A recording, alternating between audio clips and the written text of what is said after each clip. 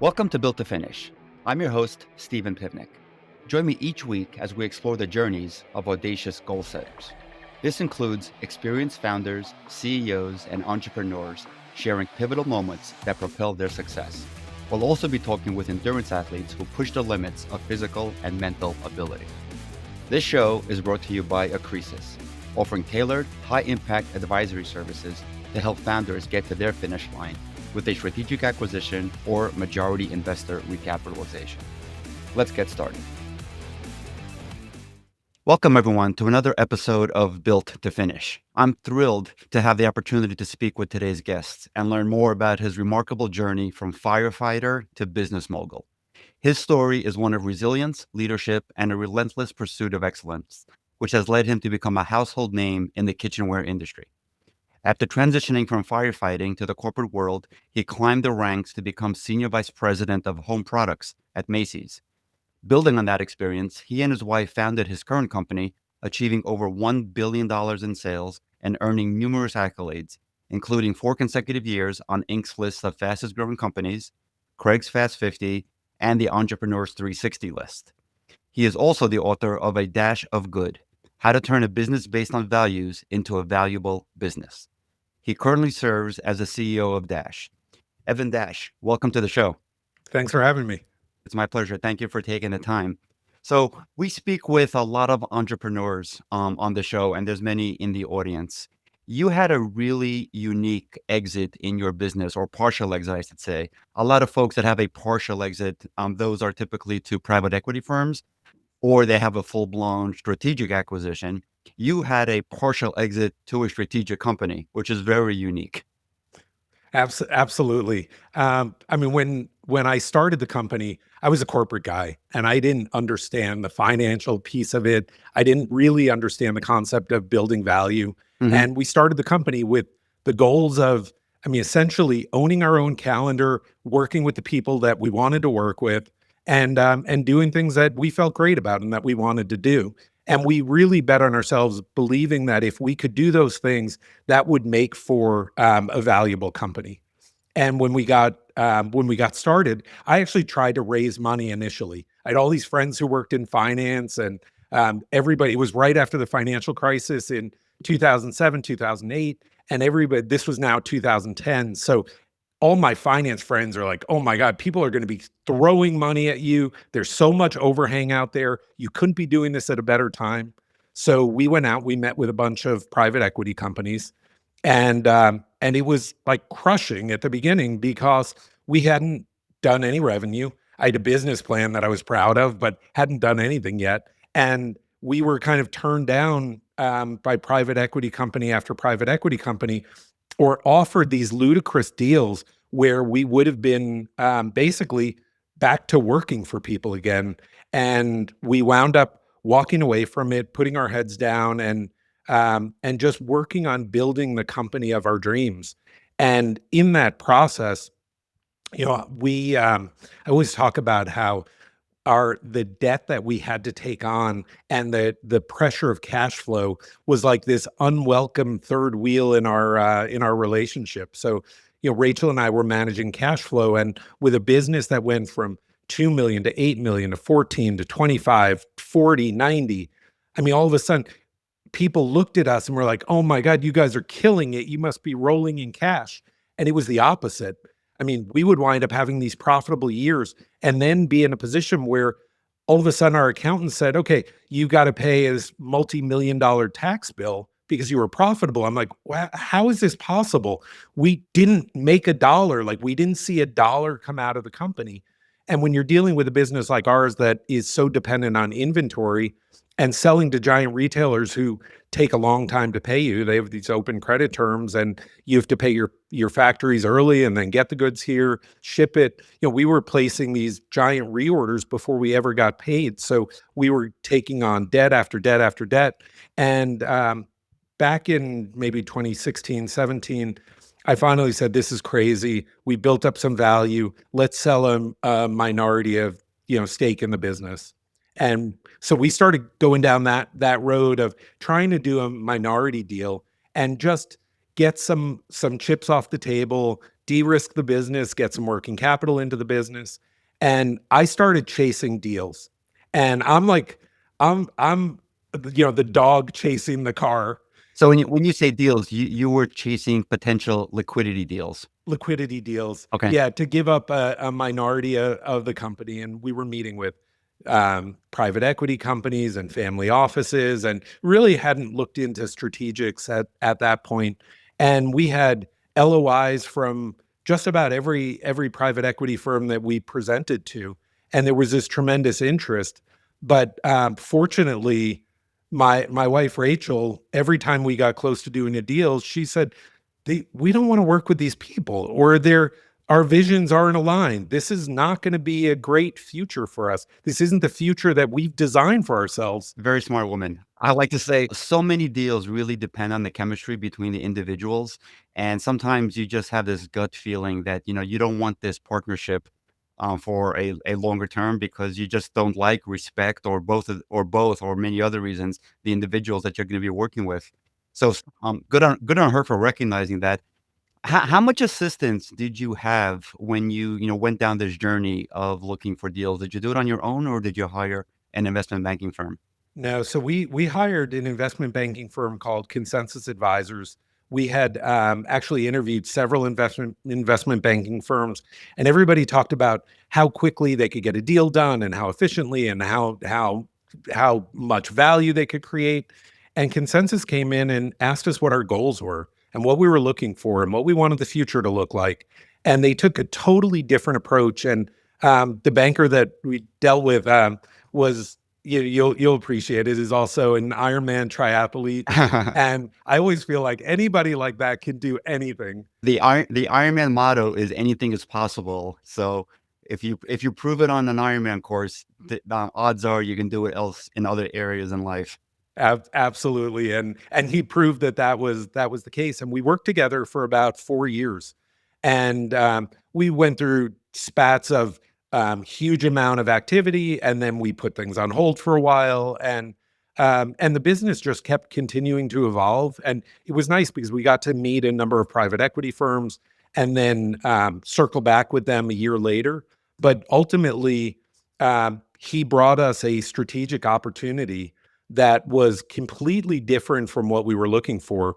While we were looking to do a minority deal, their non-negotiable was we have to own a majority. We're a public company, and we spent so much time with the people. And the other interesting thing is that Rachel and I had both been customers of theirs when we were retailers. So we knew them, we knew their reputation, we had an idea of how they operated, and we truly loved the people. So everything really aligned. The deal was right, the future was right. It turned into a much more complicated deal than I realized going into it, because when you're staying on and now a minority partner in the business, you spend so much time understanding what your rights are.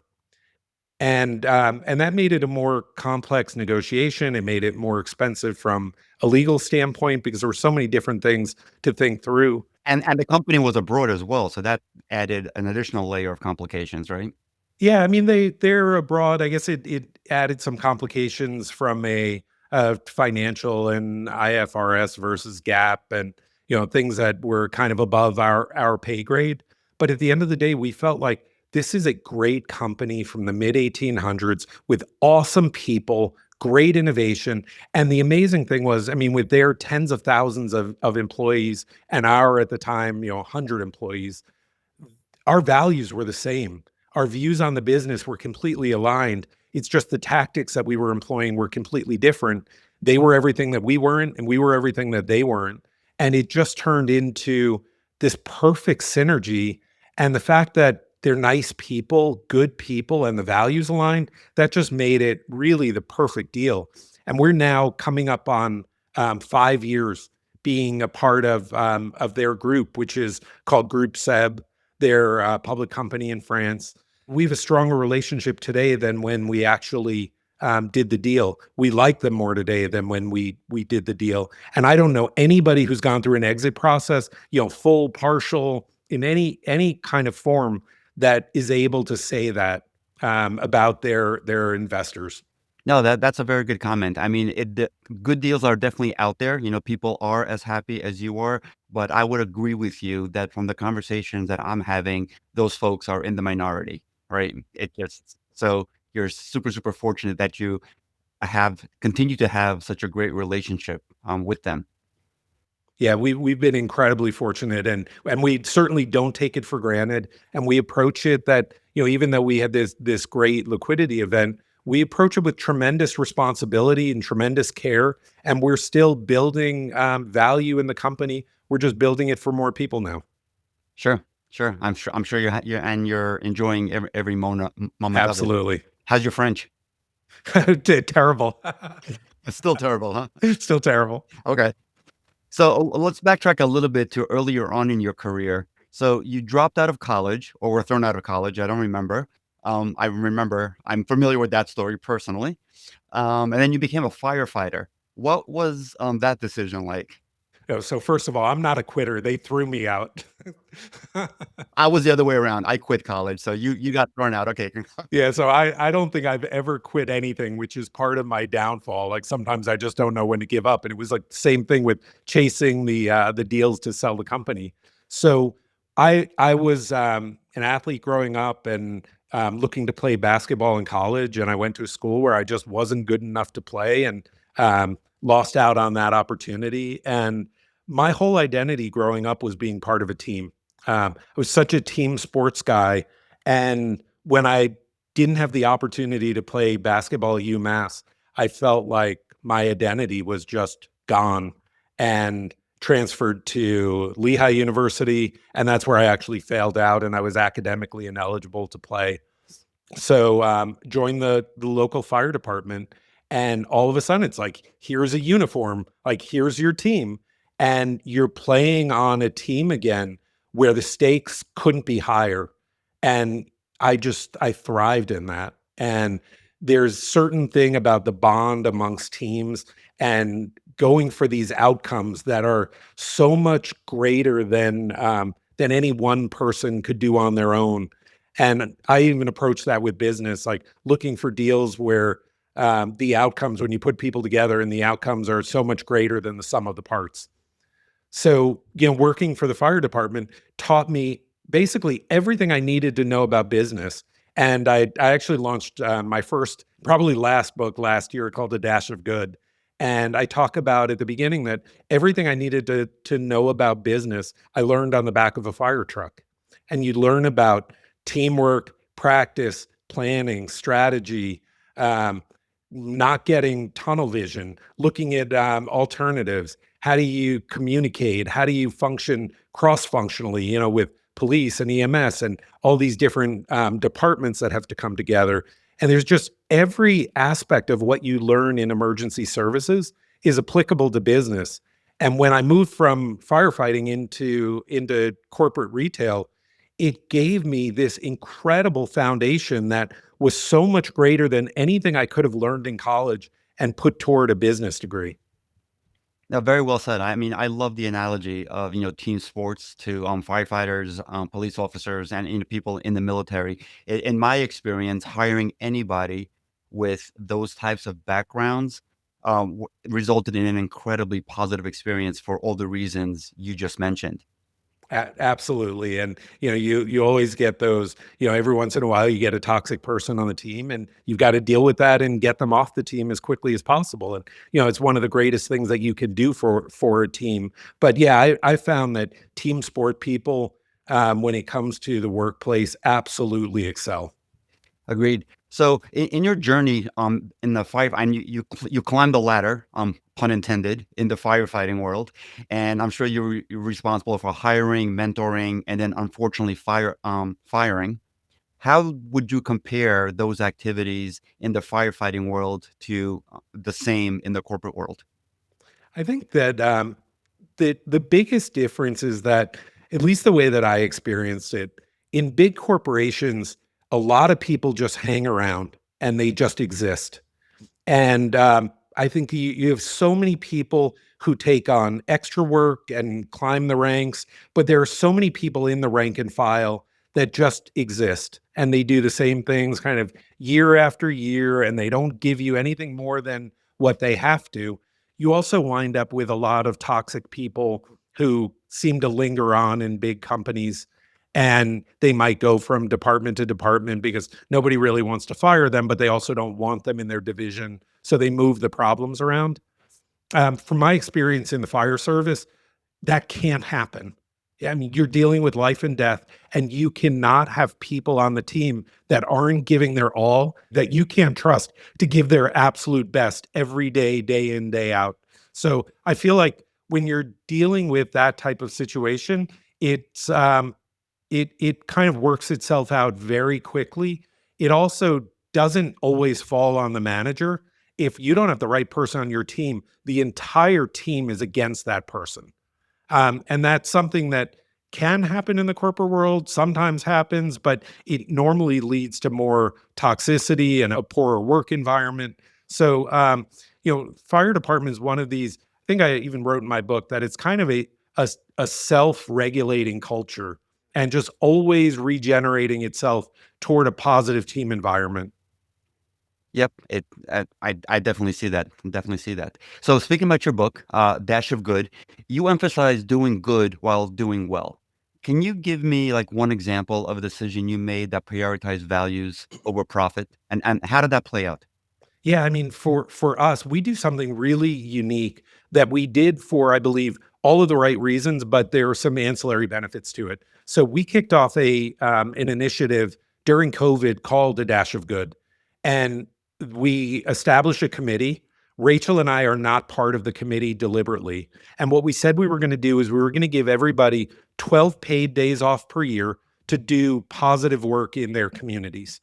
And we do every quarter, we do a day as an entire team, and then we do smaller groups throughout the year. But every month there's a dash day, and basically people choose from different activities, and it's anything from cleaning up parks to rescuing puppies to working in a soup kitchen to soliciting donations, all the way through going to presentations and educating ourselves on how to design products for people with disabilities. And it's something that has become an enormous source of pride for the company. And the fact that Rachel and I don't steer it is a big source of pride for us. Like, it is totally grassroots. And two people in our company this year were just awarded the Rising Star Award for our industry for people who are actually making an impact in the business and making an impact in their communities. So, I mean, that was a big source of pride for us also. But that for us has now turned into, I mean, really a great recruiting tool, a great retention tool, something that people feel great about.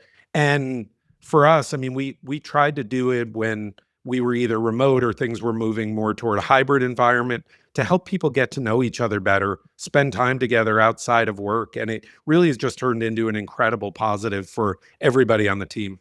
No, that sounds like it was an incredible initiative, and the fact that it grew legs and got bigger and better without your leadership, and just goes to show how worthwhile it was. It's interesting that it's a little bit easier, or sometimes a lot easier, for smaller companies to put in initiatives like that, and harder for larger companies. How much influence have you had over your parent company to do similar things, if any? Yeah, that was actually an interesting thing because their values initially lined up with our values. So I would say we probably have taken more from them than they've taken from us. I mean, they don't do the Dash of Good initiative, but they do a tremendous amount of volunteerism around all over the world. But they are doing so many things around sustainability and pushing for a healthier planet in the future, and to be such a large manufacturing company and working toward carbon neutrality and recycling programs and things like that that will make a genuine difference at scale all across the world is pretty, I mean, for us, is incredibly inspiring. That's great. That's great that they do that. So you also mentioned in your book, good design and innovation can level the playing field for smaller brands that are typically competing with larger ones. In your corporate journey, can you share a product story that really embodied that philosophy? I mean, I guess that one of the most successful products that I've ever been involved with was the George Foreman grill. And, that was just this perfect situation of so many things coming together and aligning. But it started with a product design that really resonated with the consumer. So there was nothing like it in the marketplace. And actually good friends of mine came out with this product. They had a large they were kind of a large kitchen products and housewares company, but they launched the George Foreman grill, and that became, I mean, dwarfed their company when it came out. But it's interesting because it really, when it first came out, it wasn't a successful product. And for the first few months, it kind of failed until they got George, to be the spokesperson, and they came up with the whole concept of knock out the fat. And they did this infomercial where they really showed exactly why the design of the product benefits you as a consumer. And it was, to me, just the perfect blend of a great product design and an incredible story coming together. And it was just a masterpiece, and it resulted in billions of dollars in sales on essentially a single product concept. And it was, I mean, it was an incredible thing to be a part of as a retailer. That's interesting. I was not aware of that part of the story. I mean, I knew that it was a phenomenal success, but I didn't realize that they launched it first unsuccessfully until they got George Foreman on board. Yeah, it's very difficult to just put a product onto the shelf and not tell a story. And that's one of the things that made us successful at Dash is when we launched it, we said, we're not going to be a product company, we're going to be a content company. And we set up our first offices with studios, and we started doing our own photography, our own videography. And today we have multiple studios in New York City where we have our own photographers, videographers, animators, editors, food stylists working directly for us. And they only work on our brand, and they work on it kind of around the clock. And then the content that we produce inspires this incredible avalanche of user generated content of people using our products. So we just try to get the ball rolling, interact, show people what you can do with products. But so often the things that we see them creating are so much more ingenious than things that we came out with on our own. So it takes X amount of time to develop a product, and that's sort of a finite thing. I mean, you're constantly looking at improvements that you can make or tweaking it or different versions, but the product piece is kind of a finite journey. Selling that product is an endless journey because you want to keep that content fresh. You want to make sure that when you're marketing it online, you're doing it for the right seasons or the right holidays that are coming up, or the way that people are living their lives, the right food trends that are happening or diet trends. And that's something that is just an absolute labor of love for our team. And I think it's something that from the beginning really set us apart.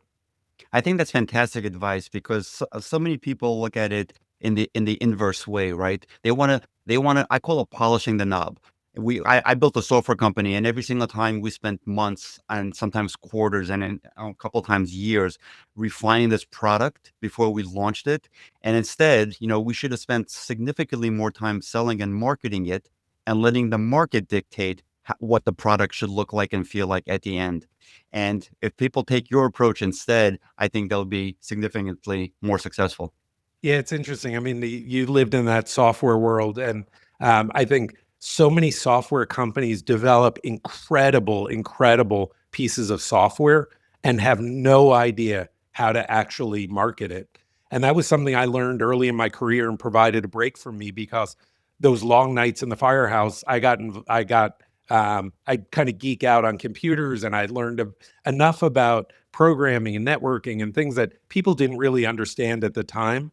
And through that understanding of technology, when I got into retail, I was able to kind of bridge the gap between the business people and the IT people and help them each understand what the goals of the others were, what some of the limitations were that we're dealing with, and come up with creative solutions. And I think that's something that so many software companies don't spend enough time really understanding how to actually market the solution and what the true benefits are for that end user and how to convey them. So true. Unfortunately, so true. So, with all of these influencers that you have and these great retail partnerships, what was your approach in like building trust with them initially when you were like a smaller company and you were just starting out and you had to, get these retailers on board, convince influencers to work with you versus your competition? What was the approach that you used to build trust and aligning, your brand values to build those relationships? Yeah, I mean, for me, it was a moment that felt kind of similar to the fire department, where Rachel and I knew exactly what we were selling before we had any idea what we were actually selling. And what we felt like we were selling was a better way of doing business. And because she worked at Bed Bath and Beyond and I worked at Macy's, we had done business with everybody who we'd be competing against now. And we understood the way that they did business. So we were able to go in and sit down with these big national retailers. And if we didn't know, it was kind of the off chance at the time, the off chance that we didn't know the buyer who would be making the decisions that impacted our future, we could sit there and say to them, we've sat in your seat. We've done business with everybody that you do business with. And we know that every time you get an email and every time your phone rings, your day gets worse. We're not going to do that to you. And it was all of a sudden, it's like, oh, you get me, you get retail, you're empathetic to what I need. And it's like I felt this camaraderie as retailers that I hadn't felt since the fire department, where when you're around other firefighters, you just kind of you let your guard down in a way that you just have this common experience. And for us, it dropped those walls that retail buyers typically had up, and they looked at us as part of the solution, not part of the problem. And on top of that, then we had to go a step further with what we were actually selling and say, okay, the world doesn't need another two-slice toaster or drip coffee maker. They need innovative solutions, unique things for a younger lifestyle. And this consumer who was aspiring to get into cooking and try new things and discover new recipes and demystify how do you just make healthy food quickly. And for us, the influencer thing became so easy because they really believed in what we were doing. So we didn't go out actually offering money or trying to get people to work with us. We were people who reached out to us. We would give them free products and they would post videos, and we didn't hold them accountable to anything necessarily. We did it very organically, but it didn't really cost us anything more than product cost and a little bit of shipping to get products into their hands. What then started happening is that people were just buying the products and becoming influencers or ambassadors on their own. And we've had people who we work with today as brand ambassadors now or influencers who we became aware of just because of the incredible amount of content that they were creating for us. So when we find people who are adding value like that to us, we always try to make a deal with them to bring some value back to them. I mean, that speaks volumes about the product when somebody just, picks up and posts something socially just because they're such a satisfied customer. Like I mean, I'm not a, I post a lot of stuff on social media, rarely around products. And just the other day, there was this thread going on and I just decided to share the product that I use for it just because I was so satisfied, with it. They didn't pay me anything to do it. I got nothing out of it, but it just felt good to promote something that I, as an end customer, enjoy. Yeah, I love that. And I mean, that has been rocket fuel to our business. And I even tell my team, I said, when I'm having a bad day, I can just go on TikTok and search for a Dash Mini waffle maker, and my thumb will go numb from scrolling through how many people have created videos. And there's just so much love around the products because they're used in the kitchen and it's food and people are doing it with their kids. And it really makes me feel good that we're having an impact on people's lives like that. No, you definitely are. When I brought up to my daughters, one is 31 and one is 26, that I was having this conversation with you, they immediately knew who you are and what your company makes, and they both have your products in their kitchens. That's amazing. And having started this business and growing it from nothing, when I hear those types of things, which pretty common now, it's surreal, and I do not take it for granted at all. It's just kind of an amazing piece of this journey that we're on. I love it. I love it. So speaking about your journey, it started off with your wife, and people have a lot to say about, family-run businesses. From your perspective, I'm assuming there was more pros than cons, but, what challenges did you come across, running a business with family? And what advice would you give others that are considering starting a business with their family? Yeah, I mean, I think you just have to know what you're getting into. The situation that Rachel and I got into, there are zero cons. There are truly no cons to what we're doing together, but it's because we're the opposite versions of each other. We're almost like this perfect puzzle piece, and we always say that together we make the perfect executives. She is so in the details and driven to push things forward.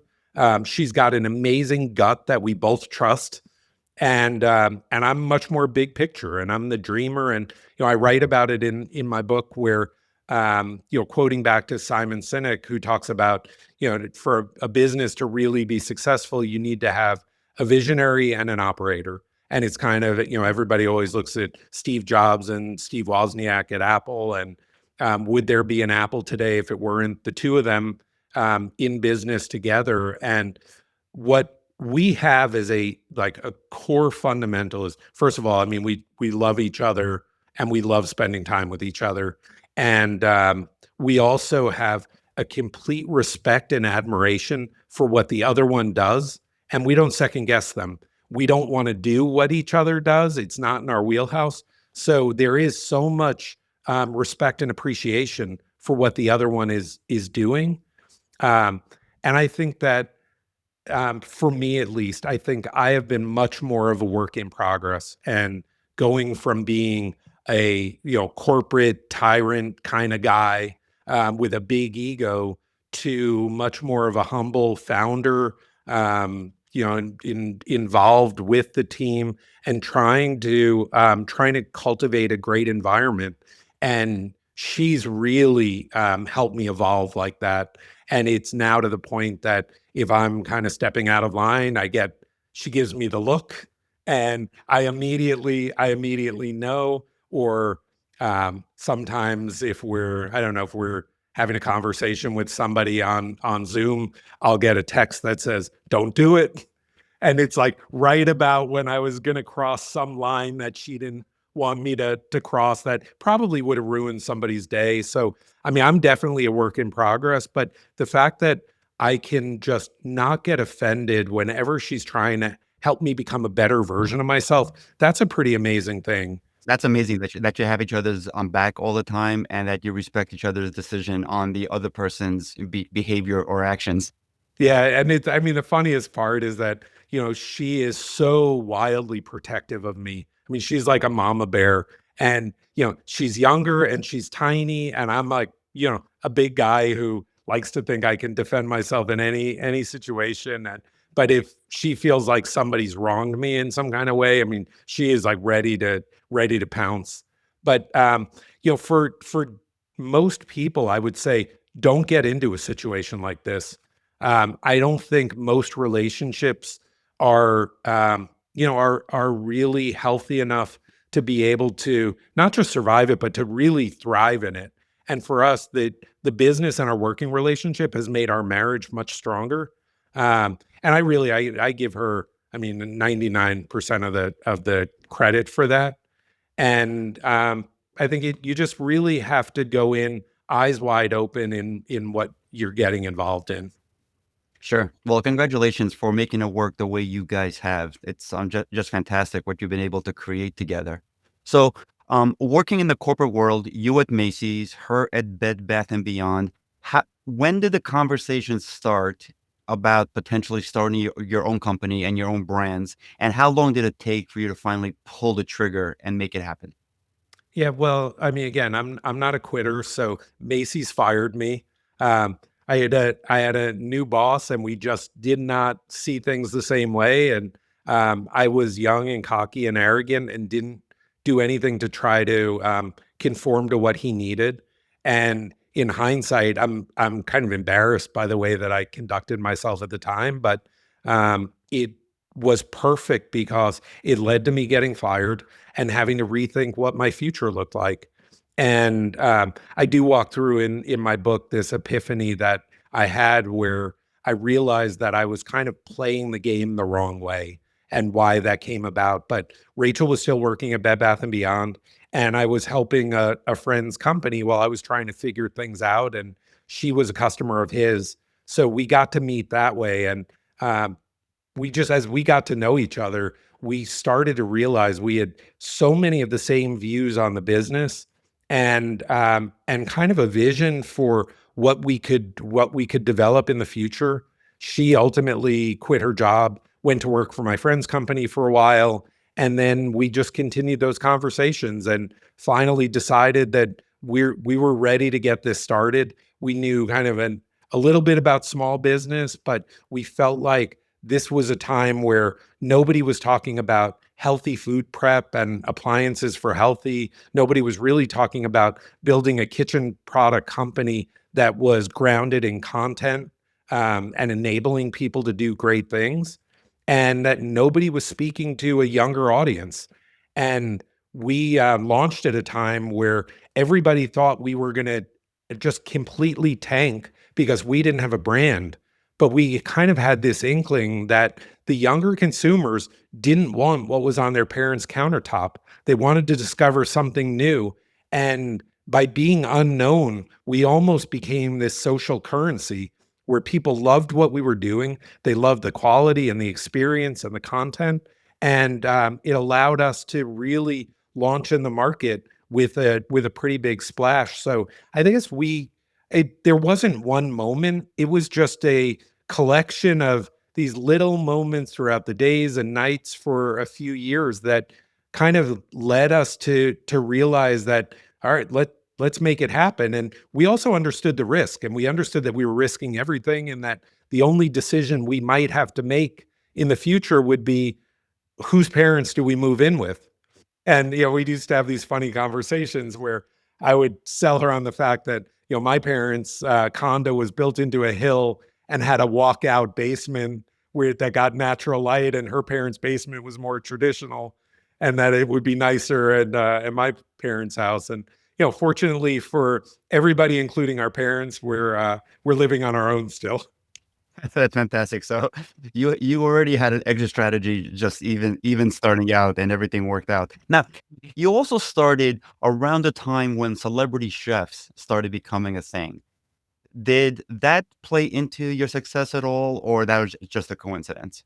No, I think it was interesting for me because when I became the VP of kitchen products at Macy's, I don't think I'd ever turned on a stove.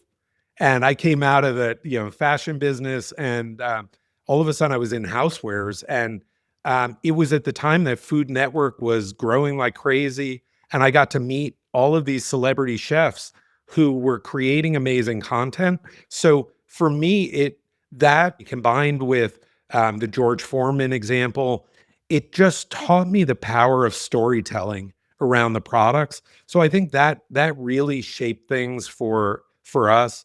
Rachel and I have made a lot of products for a lot of noteworthy celebrities. We've had an ongoing relationship with Jeffrey Zakarian, who's an Iron Chef, and all around just great guy, great family. And when we've just found that when people's values align and somebody's a great storyteller, magic can happen. Yep, completely agree. Completely agree. So, for anybody that's listening that may be in your shoes, basically, somebody that has a corporate role right now and are dreaming of starting their own venture, what are a few pieces of advice that you would give them? Yeah, I think you've got to approach your day job that it's getting your master's or your PhD in what you do, um, and really having awareness. And I wish I was a lot more purposeful about that in my corporate years. I just happen to learn so much, but I speak to so many students who are starting businesses right out of college. And to me, that is like the ultimate risk. That how do you, like, you should go and decide where you want to start the business and get a job at one of the best places in the marketplace and learn everything you can learn and make your mistakes while you're getting paid by somebody else. So, yeah, I made just about every mistake you could make. And every 2 weeks, my paycheck showed up. And it didn't matter whether I lost the company money or made the company money. And I mean, you can only exist so long with losing the money for a long period of time, but you have good years and bad years. But the education that you get is the most important asset that you'll have when you move forward to start a business. So I think whether you take 1 year, 2 years, 3 years, approach it like an education and learn everything you can, become more aware, talk to people in other areas that you might not be involved with, like finance or logistics, because if you start a company, you're going to be involved in those things. Learn what you can and always do right by people, because so many of those people you interact with in the corporate world will be people who can make or break what your future is when you come time to, knock on their door to sell them something. That's great advice. I mean, I totally agree that you can learn so much on somebody else's dime. And I mean, not that you're not providing value, right? At the end of the day, you're executing on a job role and function, so you are adding value, but you're learning so much in return. Like my example of that is, as I mentioned, I dropped out of college. About 10 years into my corporate journey with my own business, we were approached to do an asset sale of a division of our business to the acquirer, and I was part of that deal. So I needed to go along with the 50 or 60 employees that were part of that transaction. And I called that my MBA in the box, because I got to work for an experienced, leadership team, a private equity owner, and the 2 years there gave me more than any, real MBA would have given me. Absolutely, and there's no college out there that would have been paying me to go. So the fact that, I looked at Macy's at the time as the Harvard of retail. I mean, to be able to learn with some of the greatest merchants and people in that kind of environment, and learn about how you operate a business when things are tough and you're losing market share and the world is changing. Those things taught me so many lessons that I still carry with me today. And the fact that I got paid really well to learn those lessons also, I mean, that is the most incredible win-win. Totally, totally. So what was the inspiration to write A Dash of Good? It's combination, motivational memoir and playbook. What was the inspiration to finally, put your story on paper? Yeah, I mean, for me, I talk to so many younger people and people in the industry who have met with hard times and know that I went through my own hard times and emerged stronger on the other side. So many people have said to me over the years, you should write a book, and I don't think I had really read a book since I don't know. The last book I had remembered reading was Super Fudge in third grade, you know, or maybe it was fifth grade, something like that. But I didn't know that I had the wherewithal, but I knew I had a lot to say and a lot that I could teach. And for me, it was there's this ancillary benefit of, number one, helping people, but number two, in this digital world where everybody's moving toward digital content, the thought of having something analog that younger people could read, and it would hopefully, number one, provide them with some career inspiration, but number two, pull the curtain back on our business and the fact that we're real people trying to do good things for society at large, should only help our brand actually grow and resonate with a generation that really insists on that from people that they're doing business with. So if I could help people on the business side and also provide insights into the company, um, that for me was something that felt incredibly worthwhile. It was a 4-year project, and I started writing during COVID, and I wrote and I wrote and I wrote, and I finally sent a 700-page manuscript to my editor, and my editor came back 2 weeks later and basically said to me, "Congratulations. I really congratulations. You wrote a book that only a mother could love." And I was like, "Oh my god, what do I do? Burn I sign a copy, give it to my mom, and then just, like, burn it and put it away?" I mean, So she said, no, you have amazing, amazing takeaways and amazing stories, but you're meandering too much, and you I can help really draw it out. And a business book should be 250 pages. So I spent the better part of a few years rewriting the book, um, and he basically said to me, okay, your great books aren't written, they're rewritten.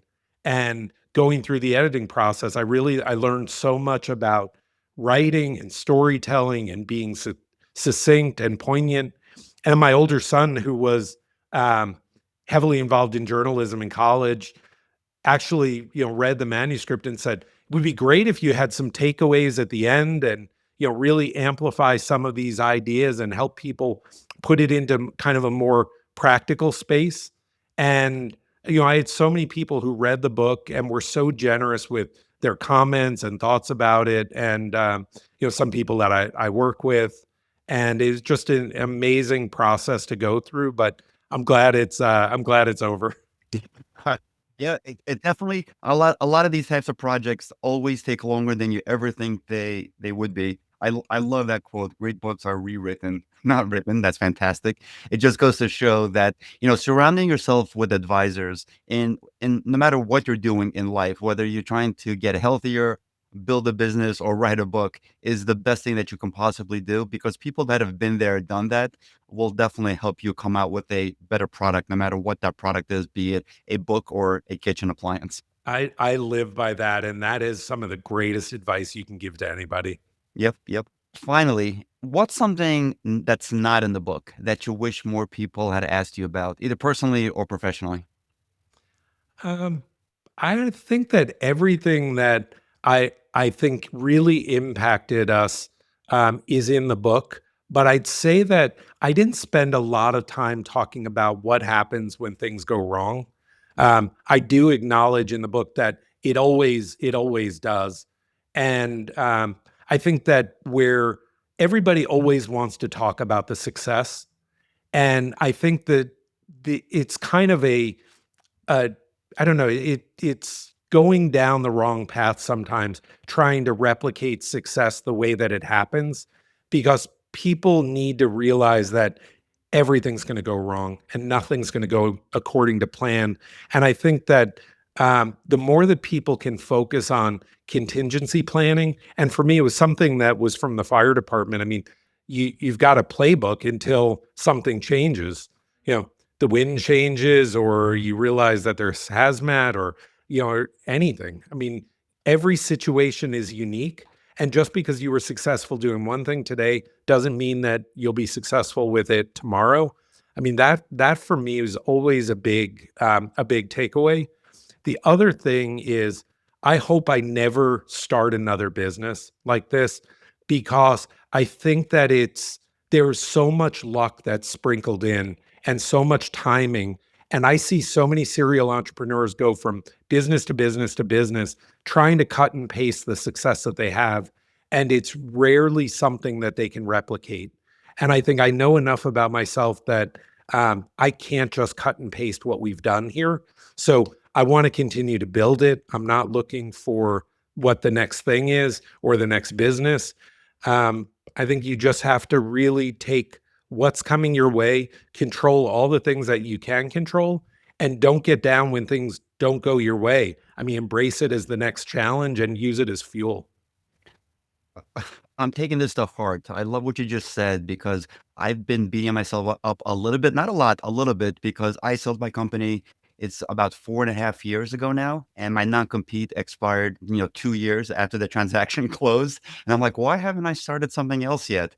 And part of me is like, you know what, you probably can, but to your point, I mean, I never really thought about it that way. I'm like, what if my playbook isn't applicable anymore? What if everything that I've learned during those 20 plus years really doesn't work today? It's definitely food for thought. So thank you for that. You got it. And incredible self awareness, and I think that anybody who this is such a huge decision to start a company and to take on responsibility for other people. And I think way too many people take that lightly. and don't give it enough consideration. So the fact that you're doing what you're doing, I absolutely applaud you. I appreciate it. I appreciate it. So for anybody listening that's already exited the business, that's thinking about getting back into it, so maybe Evan's words will help you think twice. So Evan, thank you so much for being a guest here today. You've shared so many great stories and so much great advice. I highly encourage anybody listening to pick up a copy of A Dash for Good. It's a really good book. Um, Evan, where can people find the book, and how can people contact you if they'd like to ask you any further questions? Yeah, probably the easiest way to find me is on LinkedIn. A Dash of Good is on Amazon. It's an Amazon bestseller, and you can find it there. You can find it at Barnes and Noble, and the audiobook is on Audible. And I actually narrate it, which was probably one of the most humbling things that I've done. But we'll save that story for next time. Okay, well, we'll do that on on the next time, for sure. Again, thank you so much for being on the show. Really, really appreciate your time today. Thank you. And thank you, everybody, for listening to another episode of Built to Finish. If you've enjoyed this episode, please do like and subscribe. It really does help the show a lot. Thank you so much, and until next time. That's a wrap for this episode of Built to Finish. Thank you for tuning in. For show notes and more details, head over to podcast.stephenpivnik.com. Special thank you to our sponsor, Accresis, offering tailored, high-impact advisory services to help founders get to their finish line with a strategic acquisition or majority investor recapitalization. Catch you next week.